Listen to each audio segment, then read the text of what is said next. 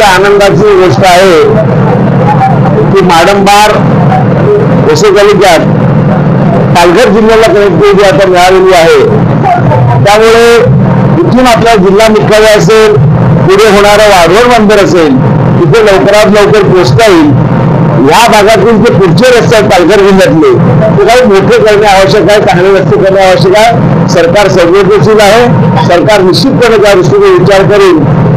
जितेंद्र ठाकूर, नितीन ठाकूर आणि मी आमदारांचे तिन्ही आमदारांच्या माध्यमातून असेल आणि मारंबलपाडाची जलसार आणि त्याच्या पुढे मी निर्भाचे कापपाटी अशा 3 विषयाचा प्रस्ताव जो आहे तो त्यावेळेला 10 ते 12 वर्षापूर्वी काय विषय आणि ते 5 पुरावे करून आज तेव्हाही आमदार होते आणि आज कायम इथे रेल्वे सेवा चालू झालेली तेव्हा मी आमदार आहे। मला त्याचं भाग्य तेव्हा मी सुरुवात केली होती आणि आज चालू झाले हे भाग्य मला त्याचं मिळालं आणि जनतेमध्ये खूप उत्साहाचं वातावरण आहे। वसई तालुक्यापासून पालघर मुख्यालयापर्यंत शीघ्र गतीने प्रवास करण्यासाठी खारवाडी श्री जलसार ते मारंबळपाडा विरार दरम्यान फेरी बोट रोरो सेवा शनिवार दिनांक 19 एप्रिलपासून सुरू करण्यात आली आहे।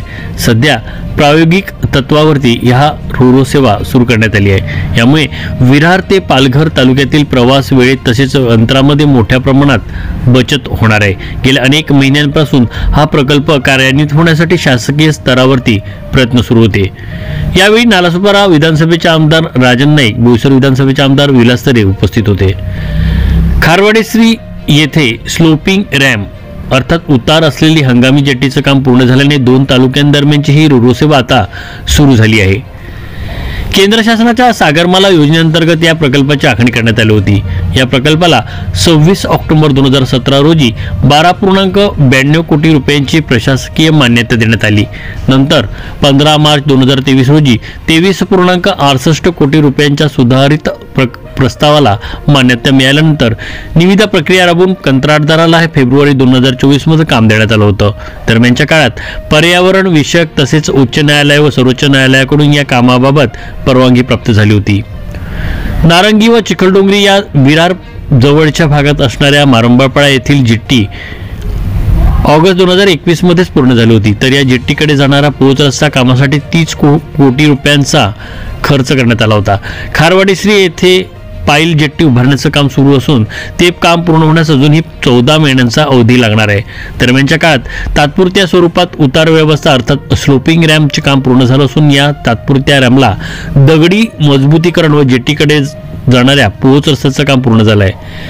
मारंबळपाडा विरार ते खारवाडेश्री दरम्यान रोरो सेवा चालवण्यासाठी मे Suvarnadurg shipping and marine services private limited या कंपनीला हे कंत्राट देण्यात आलं असून आज शनिवारी 19 एप्रिल रोजी दुपारी 12 वाजता या सेवेची पहिली फेरी प्रायोगिक तत्वावरती नारंगी येथून सुरू करण्यात आली। या मार्गावर कार्यरत असणाऱ्या फेरीबोटीचे जलवाहतूक होणारे नौकांनी तसंच वाहनांची चढउतार करण्याबाबत सुलभता व सुरक्षितता अभ्यास करून नंतर औपचारिक लोकार्पण करण्यात येईल असं महाराष्ट्र सागरी मंडळाने सांगितलं आहे। खारवाडेश्री ते नारंगी असे रस्ते मार्गे अंतर 60 किलोमीटर असून त्याला 1.5 तासांचा कालावधी लागतो। हा प्रवास जलमार्गाने केल्यास 1.5 किलोमीटरचे अंतर असून त्याकरता साधारण 10 ते 15 मिनिटांचा कालावधी लागणं अपेक्षित आहे। या रोरो सेवेमुळे विरार, वसई तसेच सफाळे, केळवे परिसरातील स्थानिक नागरिकांना व पर्यटकांना 2 तालुक्यांमधून ये जा करणं सुलभ होणार आहे। विरार येथून जिल्हा मुख्यालयाला पोहोचण्यासाठी रस्ते मार्गे लागणारं 70 किलोमीटरचे अंतर निम्म्यावर येणार असून त्यामुळे इंधन व वेळेचीही बचत होणार आहे। मारंबळपाडा ते खारवाडेश्री हे अंतर रोरो फेरीबोटीला कापण्यासाठी सुमारे 10 ते 15 मिनिटांचा अवधी असून प्रत्येक फेरी पोहोचल्यानंतर वाहनांना उतरण्यासाठी तसेच नवीन वाहन चढवण्यासाठी 15 ते 20 मिनिटांचा अवधी ठेवण्यात आला आहे। 20 एप्रिलपासून प्रायोगिक तत्वावरती सकाळी 6:30 वाजता विरार येथून पहिली फेरी निघणार असून अखेरची फेरी सायंकाळी 7 वाजता खारवाडेश्री येथून निघणार आहे। 25 एप्रिलपासून रात्रीच्या फेऱ्या देखील सुरू होणे अपेक्षित असून अखेरची फेरी रात्री 10:10 वाजता खारवाडेश्री येथून विरारसाठी निघणार आहे।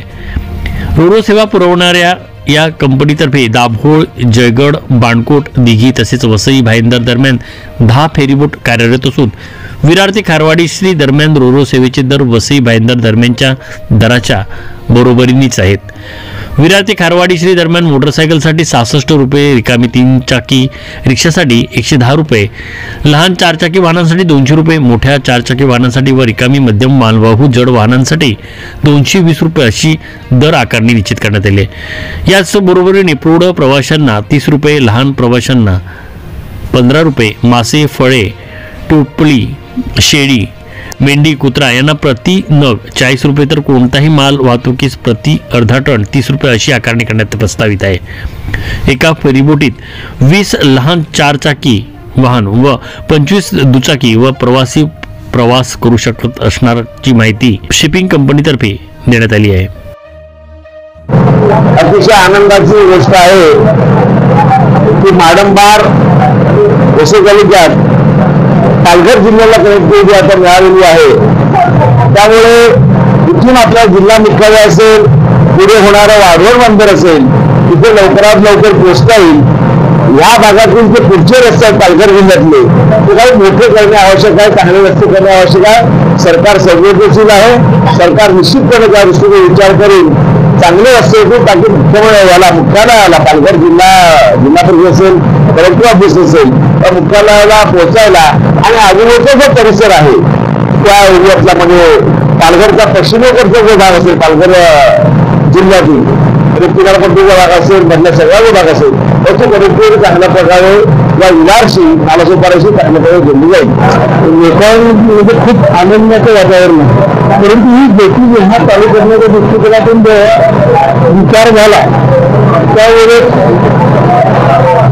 जितेंद्र ठाकूर, सुशील ठाकूर आणि मी आमदारांचे होते आणि या तिन्ही आमदारांच्या माध्यमातून बेटी चालू हैमोची असेल आणि मारंबलपाडाची जलसार आणि त्याच्या पुढे मी मिरगाचे सातपाटी अशा 3 विषयाचा प्रस्ताव जो आहे तो त्यावेळेस म्हणजे 10 ते 12 वर्षापूर्वी काय विषय आणि ते 5 पुरावे करून आज तेव्हाही आमदार होते आणि आज कायम इथे रेल्वे सेवा चालू झालेली तेव्हा मी आमदार आहे. मला त्याचं भाग्य तेव्हा मी सुरुवात केली होती आणि आज चालू झाले हे भाग्य मला त्याच्यात मिळालं आणि जनतेमध्ये खूप उत्साहाचं वातावरण आहे.